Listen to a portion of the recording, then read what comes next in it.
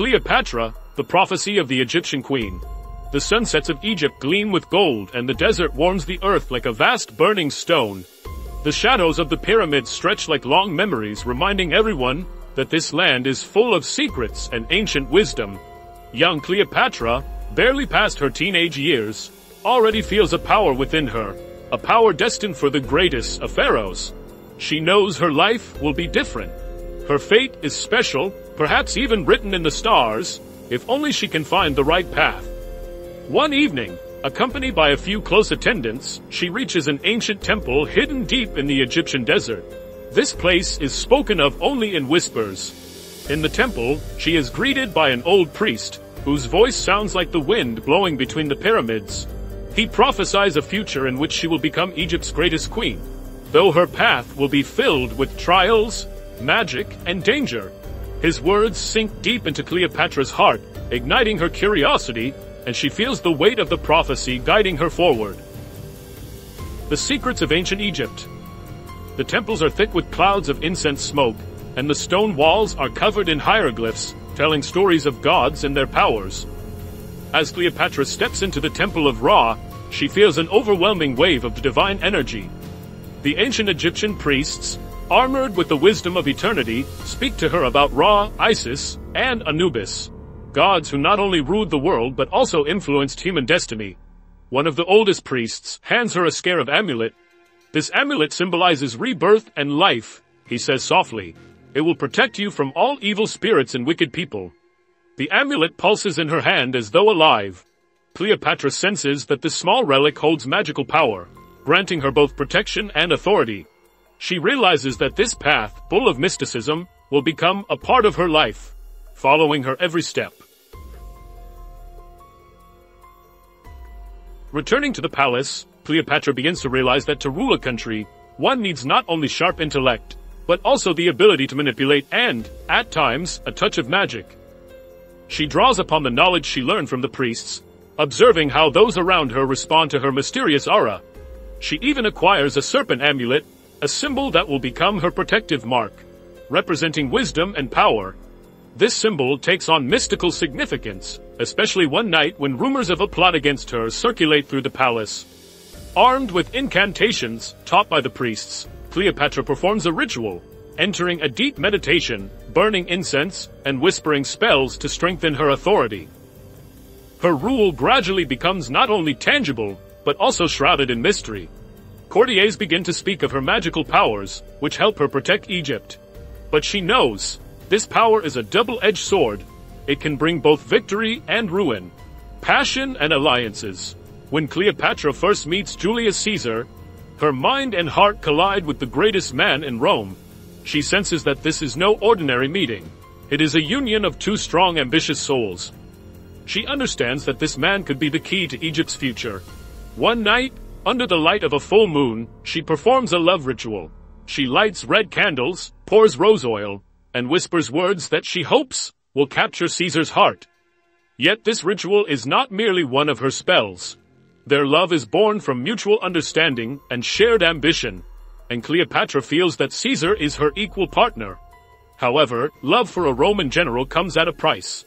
She is drawn into Rome's web of politics, which begins to threaten her throne. Cleopatra realizes that magic may help, but only to a point. The rest of the journey she must walk alone, relying on her wisdom and courage. Trials and victories. After Caesar's death, Egypt becomes exceptionally vulnerable, and Cleopatra must fight against new enemies.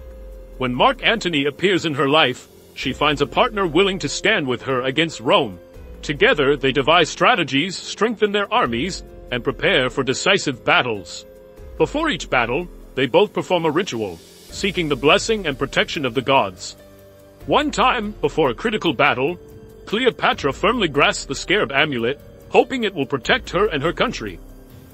During the battle, a mystical aura surrounds her, and her soldiers gain strength as they look to her confidence and resolve. However, she begins to understand that every victory comes with its price. Her army is weary, and Egypt's resources are dwindling. Magic has helped, but Cleopatra feels her own powers waning. A tragic fate. When Octavian invades Egypt, Cleopatra realizes her days in power are numbered. She tries one last time to use her knowledge and perform a spell, but she knows that her enemy is too powerful.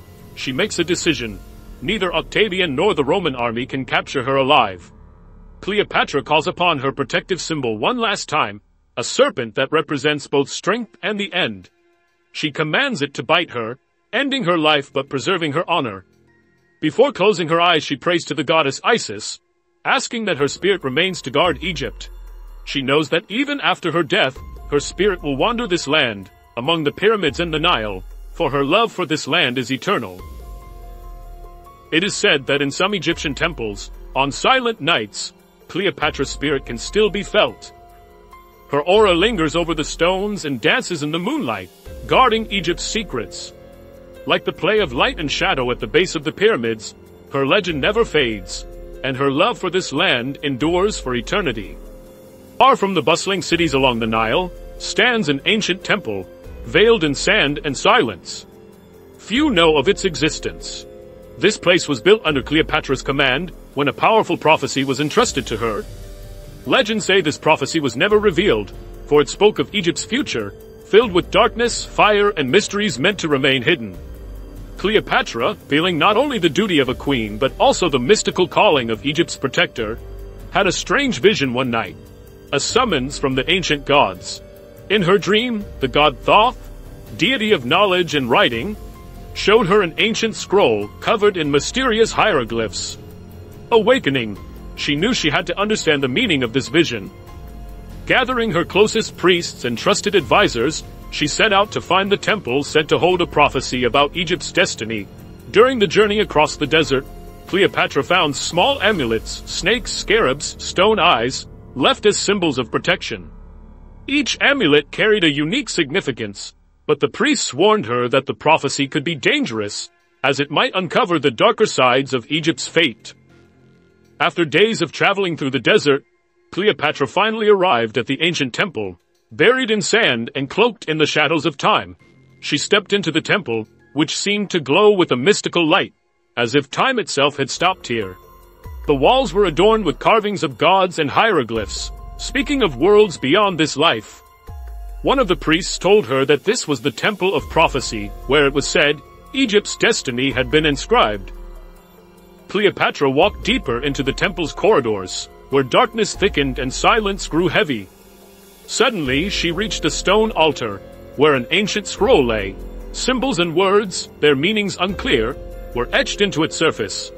Cleopatra, pressing her palm against the scroll, felt its ancient spirit and understood that these words were meant for her alone.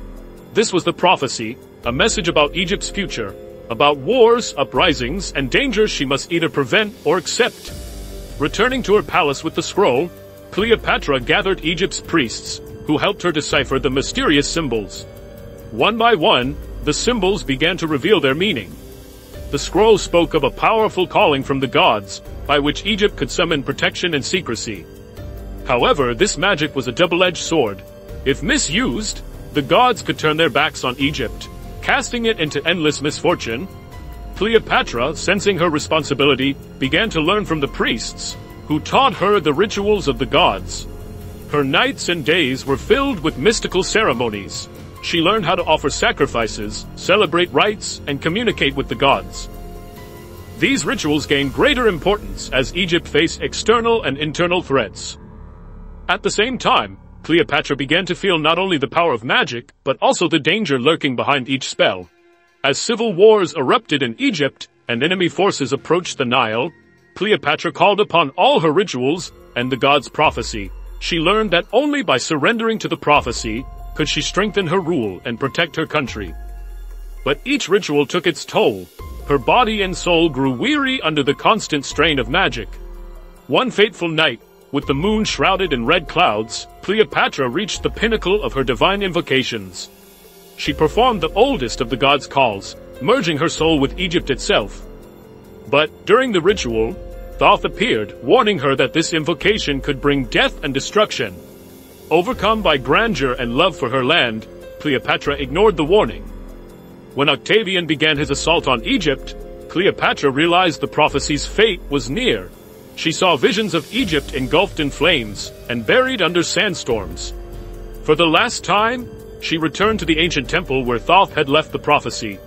She realized the prophecy was not only about Egypt's future, it was also a reflection of her own destiny.